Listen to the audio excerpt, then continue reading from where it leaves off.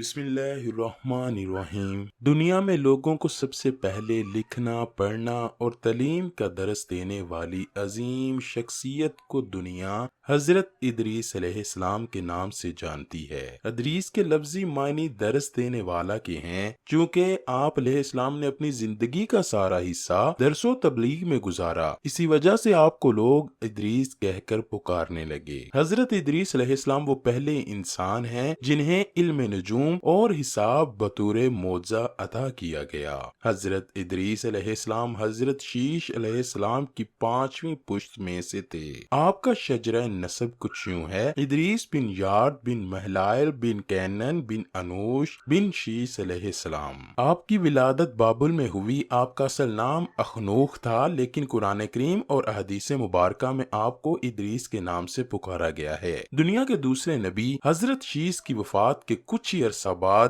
آپ کے پیروکاروں کی تعداد کم ہوتی گئی۔ قابیل کی اولاد میں بے حیائی کا بازار گرم تھا، جس میں خونی رشتوں سے زناکاری عام تھی۔ بتوں کی پوجا، آگ کی پرستش کا بول بالا تھا۔ انسان شیطان کے جال میں پوری طرح پھنس چکے تھے۔ قابیل کی اولاد نے جب ظلم و ستم اور کفر و شرک کی حد کی تو اللہ پاک نے اولاد آدم میں اپنے تیسرے نبی کو مبعوث فرمایا۔ جی ہاں، حضرت ادریس علیہ السلام حضرت آدم اور حضرت شیش کے بعد دنیا میں آنے والے تیسرے نبی تھے، جو کہ حضرت شیش علیہ السلام کی اولاد میں سے تھے۔ آپ پر 30 صحیفے نازل ہوئے، لیکن آپ علیہ السلام پر جو صحیفہ نازل ہوا اس کو بائبل سے الگ کیوں کر دیا گیا؟ دی بک آف انوک ایک ایسا صحیفہ ہے جو دنیا کی پراسرار کتابوں میں سے ایک ہے، کیونکہ اس کتاب میں مختلف راز اور حضرت آدم علیہ السلام کے زمانے کی باتیں لکھی ہیں جو کہ شاید ہماری دوسری کسی کتاب میں موجود نہیں۔ جائنٹس، علم نجوم اور خلائی مخلوق سے حضرت ادریس علیہ السلام کا جنگ کرنا، یہ تمام چیزیں اس کتاب کو پراسرار بنا دیتی ہیں۔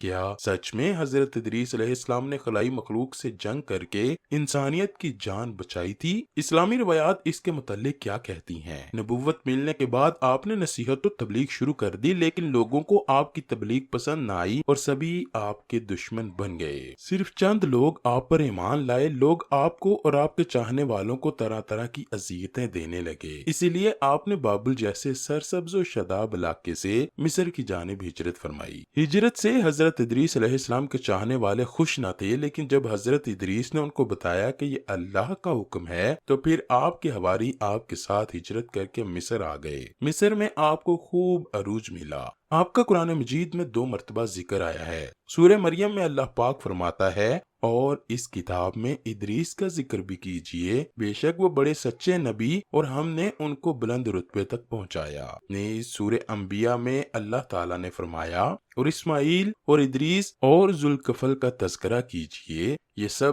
احکام الہی پر ثابت قدم رہنے والے لوگوں میں سے تھے۔ قرآن کریم کی معروف و مستند تفسیر معرف القرآن کے مطابق حضرت ادریس علیہ السلام حضرت نوح علیہ السلام سے 1000 سال پہلے پیدا ہوئے۔ حضرت ادریس علیہ السلام کو اللہ پاک نے حساب کتاب اور لکھنے پڑھنے جیسے معجزے عطا کیے۔ آپ نے قلم اور کپڑا بھی ایجاد کیا۔ آپ سے پہلے تک لوگ جانوروں کی کھالوں سے اپنے جسموں کو ڈھانپا کرتے تھے۔ ناپ تول کے طریقے بھی حضرت ادریس علیہ السلام نے ہی متعارف کروائے۔ سب سے اہم بات کہ اسلحہ بھی حضرت ادریس علیہ السلام کی ایجاد ہے، جس میں انہوں نے اللہ کے حکم سے تیر اور کمان تیار کیے تاکہ بنو قابیل سے جہاد کیا جا سکے۔ حضرت ادریس علیہ السلام کی زندگی کے 2 نمایاں پہلو تھے، ایک واعظ و تدریس میں مہارت اور دوسرا آل قبیل سے جنگ۔ مصر میں آپ نے ایک بہت بڑی فوج تیار کر لی تو آپ نے پوری کوشش کی کہ قابیل کی اولاد راہ راست پہ آ جائے اور ایک اللہ کی عبادت کرنے لگ جائے، لیکن شیطان نے ان کو اپنی گرفت میں جکڑ رکھا تھا۔ جب آپ ان سے اللہ کی وحدانیت کی بات کرتے، ایک اللہ کی عبادت کی نصیحت کرتے، برائیوں کو چھوڑنے کی تلقین کرتے تو یہ باتیں ان لوگوں کو بڑی ناگوار گزرتیں۔ اس طرح دنیا واضح طور پر 2 حصوں میں تقسیم ہو چکی تھی،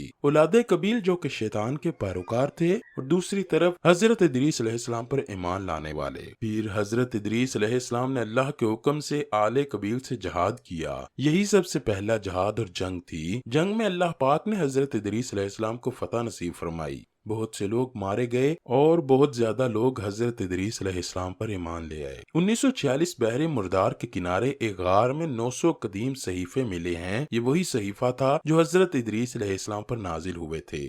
इन صحیفوں میں ایک بڑا صحیفہ تورات کے گمشدہ صحیفوں میں سے تھا، جس کو آج ہم دی بک آف انوک کہتے ہیں۔ اس میں انسان کی ایک تاریخی کہانی ملتی ہے، جس میں حضرت ادریس علیہ السلام کے زمانے کے بے شمار واقعات موجود ہیں۔ اسی صحیفے میں ایک خاص قسم کی مخلوق کا ذکر کیا گیا ہے، جس کو دی ووچر کہا گیا ہے۔ انجیل میں ان کو دی فولک اینجل بھی کہا جاتا ہے۔ اس صحیفے کے مطابق حضرت ادریس علیہ السلام کے زمانے میں جیسے جیسے اس زمین پر انسانوں کی آبادی بڑھنے لگی، تو کسی اور سیارے کی مخلوق کو بنی آدم کی خوبصورت عورتیں بہت زیادہ پسند آئیں۔ وہ ایسی مخلوق تھی جنہیں حضرت ادریس علیہ السلام نے پہلے نہ دیکھا تھا، اس لیے کہا جائے کہ وہ کسی اور سیارے یا خلائی مخلوق تھی تو یہ غلط نہ ہوگا۔ وہ بہت زیادہ تعداد میں زمین پر اترے۔ جب انہوں نے زناکاری شروع کی اور وقت گزرنے کے ساتھ ساتھ ان ووچز کی آبادی بڑھنے لگی، تو انہوں نے جانوروں اور کسانوں کو بھی کھانا شروع کر دیا۔ اس طرح زمین میں خوب تباہی ہوئی۔ لہٰذا اللہ کے حکم سے زمین پر ایک فرشتہ نازل ہوا۔ اس نے انسان کو ہتھیار بنانا سکھایا۔ اسی فرشتے نے انسانوں کو ستارے، سیارے اور کائنات کے بارے میں بھی بے شمار علوم سکھائے۔ اس نے ہی حضرت نوح علیہ السلام کو جنگ کرنے کے طریقے بھی سکھائے۔